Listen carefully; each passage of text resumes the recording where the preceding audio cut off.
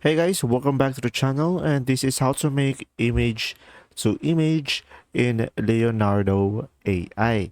So guys, the first thing that you will do is simply of course go to Leonardo AI, and from here just simply go for the AI tools and go for image creation over here on the left side of the screen. So guys, from here, just simply select the preset as stock photography, or you can just simply try the others. And from here, you can just simply click on this picture icon over here beside the type prompt. And from here, you should be able to see view more on the image guidance. So click on this, view more, and you should be able to see here image to image. So just simply click on this and click on confirm down below.